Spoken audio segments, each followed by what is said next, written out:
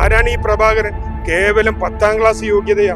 ഈ പ്രഭാകരനെ പുറത്താക്കുന്നത് വരെ അവിടുത്തെ വരുമാനം 40 ലക്ഷം രൂപ.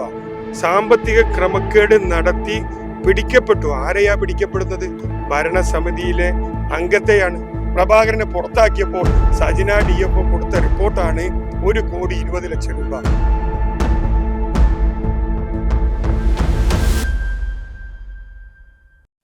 നമസ്കാരം. കേരളത്തിലെ ഏറ്റവും പ്രധാനപ്പെട്ട വിനോദസഞ്ചാര കേന്ദ്രങ്ങളിലൊന്നാണ് വയനാട്ടിലെ ചെമ്പ്ര പീക്കും അതിനോടനുബന്ധിച്ചുള്ള ഹൃദയ തടാകവും. കേരള സർക്കാരിന് ഓരോ വർഷവും കോടിക്കണക്കിന് രൂപയുടെ ആദായമാണ് ഇവിടെ നിന്ന് ലഭിക്കുന്നത്. എന്നാൽ ഈ ചെമ്പ്ര പീക്കുമായി ബന്ധപ്പെട്ട് നടന്നൊരു വലിയ തട്ടിപ്പിന്റെ കഥയാണ് ഇന്ന് മറുനാടൻ പ്രേക്ഷകർക്ക് മുൻപിലേക്ക് എത്തിക്കുന്നത്. ഈ ചെമ്പ്ര പീക്കുമായി ബന്ധപ്പെട്ട ഒരു താത്കാലിക സംരക്ഷണ സമിതി ഉണ്ടാക്കിയിരുന്നു. ഈ സംരക്ഷണ സമിതിക്കായിരുന്നു അതിന്റെ നടത്തിപ്പ് ചുമതലയും മറ്റു കാര്യങ്ങളും ഉണ്ടായിരുന്നത്. എന്നാൽ ഇവർ തങ്ങളുടെ ഇഷ്ടാനുസരണം തങ്ങളുടെ ഇഷ്ടക്കാരെ പല സ്ഥലത്ത് നിയമിക്കുകയും അതുപോലെ തന്നെ വ്യാജമായി ടിക്കറ്റ് പ്രിന്റ് ചെയ്യുക ഉൾപ്പെടെയുള്ള കാര്യങ്ങൾ ചെയ്തു എന്നുള്ളതാണ് ഇപ്പോൾ ഉയർന്നു കേൾക്കുന്ന ആരോപണം. ഇത് സംബന്ധിച്ച വിജിലൻസിനും മറ്റ് ഉന്നത അധികാര സ്ഥാനങ്ങളിൽ ഇരിക്കുന്നവർക്കുൾപ്പെടെ പരാതി കൊടുത്തിട്ടും ആ പരാതി കൊണ്ട് ഫലമുണ്ടായില്ല എന്നുള്ളതാണ് പരാതിക്കാരനായ ഷാജർ അറാഫത്ത് ഉന്നയിക്കുന്നത്. നമുക്ക് അദ്ദേഹത്തിന് എന്താണ് പറയാനുള്ളത് എന്ന് നോക്കാം. ചെമ്പ്ര വനസംരക്ഷണ സമിതി രൂപം കൊണ്ടത് 2008-ലാണ്. ചെമ്പ്ര പീക്കിനെ സംബന്ധിച്ച് പറയുകയാണെങ്കിൽ വയനാടിൻ്റെ ഏറ്റവും മനോഹരമായിട്ടുള്ള ഒരു ഹൃദയ തടാകമാണ്. ഈ ഹൃദയ തടാകം ജനങ്ങൾക്ക് വേണ്ടി കാണുന്നതിന് വേണ്ടി തുറന്നു കൊടുക്കുന്നതിന് വേണ്ടിയാണ് ഫോറസ്റ്റ് ഡിപ്പാർട്ട്മെന്റ് 2008-ൽ ആ ഹൃദയ തടാകം സംരക്ഷിക്കുന്നതിന് വേണ്ടിയാണ് താൽക്കാലികമായി ഒരു സമിതി രൂപീകരിച്ചത്, ചെമ്പ്ര വനസംരക്ഷണ സമിതി. ഇത് തികച്ചും 2008-ൽ രൂപീകരിക്കുന്നത് താൽക്കാലികമാണ്. അത് താൽക്കാലികമായി രൂപീകരിച്ച ഈ കമ്മിറ്റിയിൽ വ്യാപകമായ സാമ്പത്തിക ക്രമക്കേട് നടന്നതിനെ തുടർന്ന് 2011-ൽ വയനാട് കലക്ടർക്ക് ലഭിച്ച പരാതിയെ തുടർന്ന്, അതുപോലെ തന്നെ മേപ്പാടി പഞ്ചായത്ത് ഭരണസമിതി കലക്ടർക്ക് നൽകിയ പരാതിയെ തുടർന്ന് ടിക്കറ്റ് മെഷീൻ ആരംഭിക്കുക. അതുവരെ അവിടെ മാനുവൽ ടിക്കറ്റാണ് നൽകിയിരുന്നത് സന്ദർശകർക്ക്. എന്നാൽ 2012-ൽ ഈ ക്രമക്കേടുകൾ അവസാനിപ്പിക്കുന്നതിന് വേണ്ടി വയനാട് കലക്ടറും അതുപോലെ മേപ്പാടി പഞ്ചായത്ത് ഭരണസമിതിയും ഗവൺമെന്റിനും അതുപോലെ തന്നെ സൗത്ത് വയനാട് DFOക്ക് നൽകിയ പരാതിയെ തുടർന്ന് ടിക്കറ്റ് മെഷീനുകൾ ആരംഭിക്കുകയാണ്. ഈ ടിക്കറ്റ് മെഷീൻ ആരംഭിക്കുന്നതിന് മുമ്പ് തന്നെ സാമ്പത്തിക ക്രമക്കേട് നടത്തി പിടിക്കപ്പെട്ടു. ആരെയാ പിടിക്കപ്പെടുന്നത്? ഭരണസമിതിയിലെ അംഗത്തെയാണ്. സാബു എന്ന് പറയുന്ന എക്സിക്യൂട്ടീവ് മെമ്പർ ക്രമക്കേട് നടത്തി പിടിക്കപ്പെട്ടപ്പോഴാണ് വയനാട് കലക്ടറും ഭരണസമിതിയും കത്ത് നൽകുന്നതും. ഇതിനെ തുടർന്നാണ് ചെമ്പ്ര വനസംരക്ഷണ സമിതിക്ക് ടിക്കറ്റ് മെഷീൻ ആരംഭിക്കുന്നത്. ഈ ടിക്കറ്റ് മെഷീൻ ആരംഭിച്ച് ഈ 2012-ലാണ് ടിക്കറ്റ് മെഷീൻ ആരംഭിക്കുന്നത്. ഈ ടിക്കറ്റ് മെഷീൻ ആരംഭിച്ചിട്ട് പോലും സാമ്പത്തിക ക്രമക്കേട് നടത്തുന്നതിന് വേണ്ടി മാത്രം അവിടെ ഓഡിറ്റിംഗ് നടത്തില്ല. 2012-ൽ ഓഡിറ്റിംഗ് നടന്നു എന്ന് പറയുന്നു. ഞാനല്ല, വനം വകുപ്പ് 2013-ന് ശേഷം പിന്നെ ഓഡിറ്റിംഗ് നടത്താതെ പോകുന്നു. ആ ഓഡിറ്റിംഗ് നടത്താതെ പോകുമ്പോൾ തന്നെ നമുക്ക് മനസ്സിലാകാമല്ലോ എന്തുകൊണ്ടാണ് ഓഡിറ്റിംഗ് നടത്താതെ വന്നത്. പിന്നെ ഈ സാമ്പത്തിക ക്രമക്കേട് നടത്താതിരിക്കുന്നതിന് വേണ്ടി ഗവൺമെന്റ് ഫോറസ്റ്റ് ഡിപ്പാർട്ട്മെന്റ് 5 ടിക്കറ്റ് മെഷീനാണ് അവർക്ക് അനുവദിച്ചിട്ടുള്ളത്. ആ ടിക്കറ്റ് മെഷീൻ ആണെങ്കിൽ ഒരു ദിവസം അത് 200 പേരെയാണ് ആ മലയിലേക്ക് കയറ്റാനുള്ള കപ്പാസിറ്റി. പക്ഷേ ഈ ടിക്കറ്റ് മെഷീൻ 5 ദിവസമാകുമ്പോൾ ഓട്ടോമാറ്റിക്കായിട്ട് ലോക്കാവും.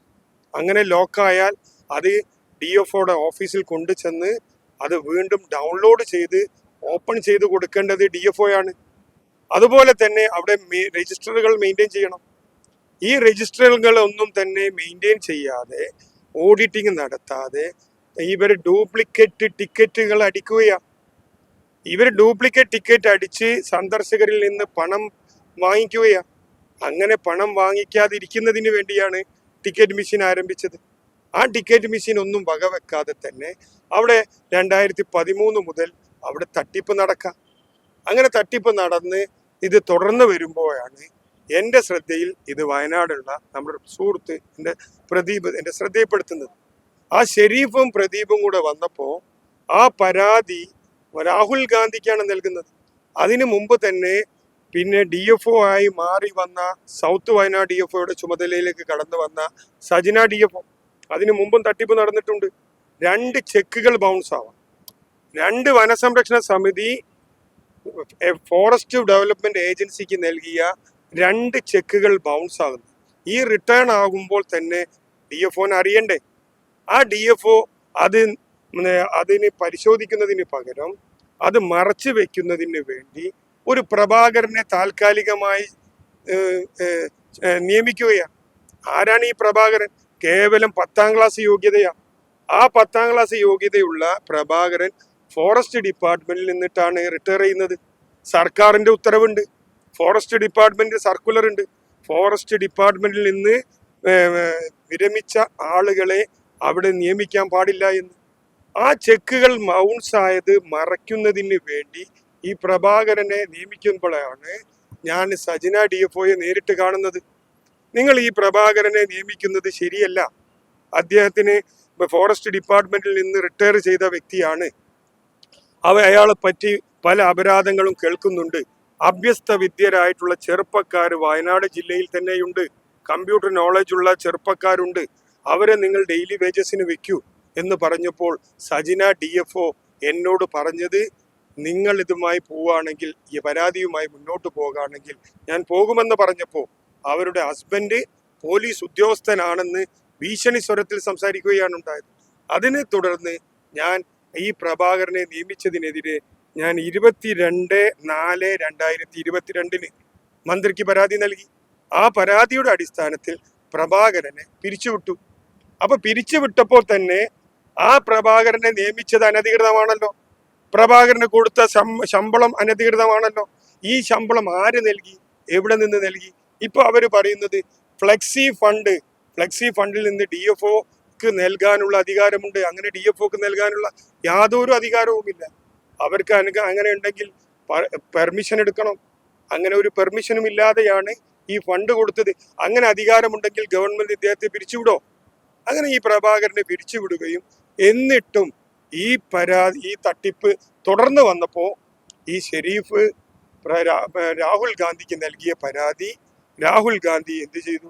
ആ പരാതി വയനാട് കലക്ടർക്ക് നൽകി. വയനാട് കലക്ടർ അത് ഫിനാൻസ് ഇൻവെസ്റ്റിഗേഷൻ സ്ക്വാഡ്, ആ ഫിനാൻസ് ഇൻവെസ്റ്റിഗേഷൻ സ്ക്വാഡിന് നൽകുകയും ഫിനാൻസ് ഇൻവെസ്റ്റിഗേഷൻ സ്ക്വാഡ് മിന്നൽ പരിശോധന നടത്തി അത് പിടിക്കപ്പെട്ടപ്പോഴാണ് 2024 14 വർഷമായി ഒരു ഓഡിറ്റിങ്ങും നടത്തിയിട്ടില്ല.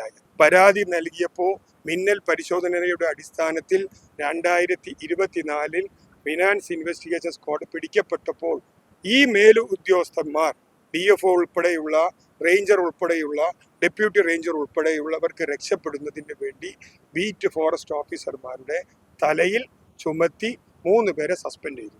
അവിടെ ഏറ്റവും വലിയ ഒരു വിരോധാഭാസം എന്ന് പറഞ്ഞാൽ ഒരു ബീറ്റ് ഫോറസ്റ്റ് ഓഫീസർ ചുമതലയുള്ള സെക്രട്ടറി ലീവ് പോകുന്നു. ആ ലീവ് പോകുമ്പോൾ ട്രാൻസ്ഫർ ഓഫ് ചാർജ് എന്ന് പറയും, ആ TCR കൊടുക്കണം. ആ TCR കൊടുക്കാതെ പോവാം. അയാൾ TCR വാങ്ങേണ്ട ഉത്തരവാദിത്തം ആരാ? TCR നൽകിയിട്ടില്ലെങ്കിൽ LPC ക്ലിയർ ചെയ്യാൻ പാടില്ല, ശമ്പളം കൊടുക്കാൻ പാടില്ല.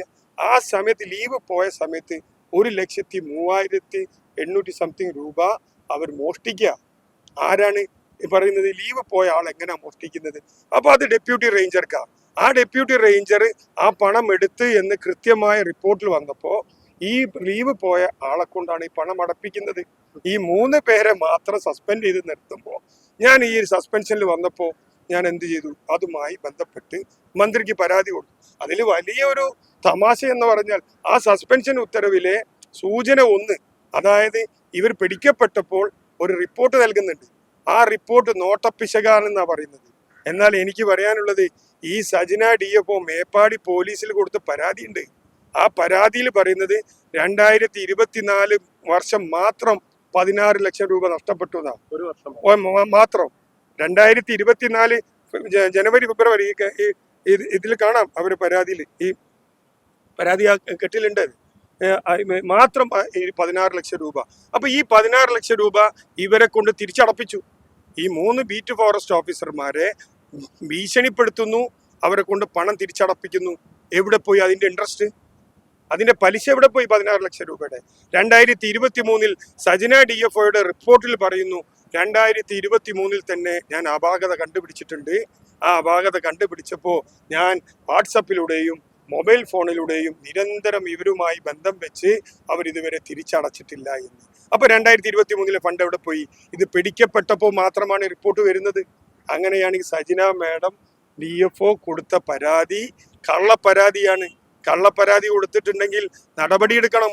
കള്ളപ്പരാതിക്കെതിരെ നടപടിയെടുക്കണം. അങ്ങനെയല്ല എങ്കിൽ സജന DFO കൊടുത്ത റിപ്പോർട്ട്, ഈ റിപ്പോർട്ട് ശരിയാണെങ്കിൽ അവർക്കെതിരെ misappropriation of fund, public fund, ജീവപര്യന്തം തടവ അവർക്കെതിരെ ആ രീതിയിൽ നടപടിയെടുക്കണം.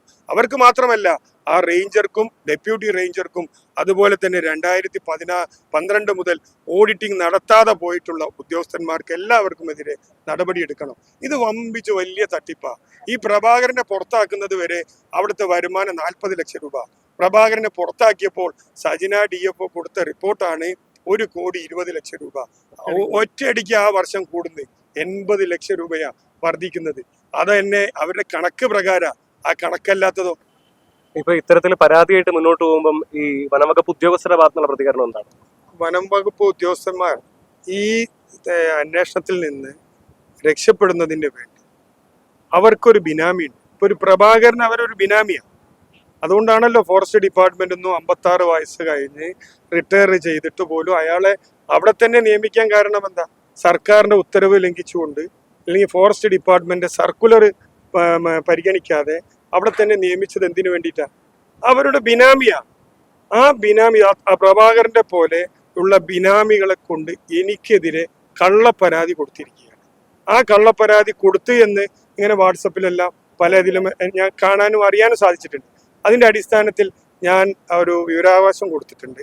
അത് കിട്ടിയ ഉടനെ അതുമായി ഞാൻ നടപടി സ്വീകരിക്കും. പക്ഷേ എത്ര പരാതി കൊടുത്തിട്ടുണ്ട് എന്നുള്ളത് ഞാൻ നടപടി സ്വീകരിക്കും. ഞാൻ നഷ്ടപരിഹാരത്തിന് ഡാമേജ് സൂട്ട് തന്നെ കൊടുക്കും. ഈ അഴിമതിക്കെതിരെ പരാതിപ്പെട്ടതിന്റെ പേരിൽ തനിക്കെതിരായിക്കൊണ്ട് അപായ ഭീഷണി ഉൾപ്പെടെയുള്ളവ ഉണ്ടായിട്ടുണ്ട് എന്നാണ് ഷാജിർ അറാഫത്ത് നമ്മളോട് വ്യക്തമാക്കിയിരിക്കുന്നത്. എന്ത് തന്നെയായാലും ഇത് സംബന്ധിച്ച് കൃത്യമായ അന്വേഷണം നടക്കേണ്ടതുണ്ട്. കേവലം തൊലിപ്പുറത്തെ ചികിത്സ മാത്രം കൊണ്ട് കാര്യമില്ല എന്നുള്ളതാണ് മുൻ അനുഭവങ്ങൾ സൂചിപ്പിക്കുന്നത് എന്നും അദ്ദേഹം വ്യക്തമാക്കുന്നു. കോഴിക്കോട് നിന്നും അൻവറിനൊപ്പം നിഖിൽ കക്കാടത്ത്, മറുനാടൻ TV.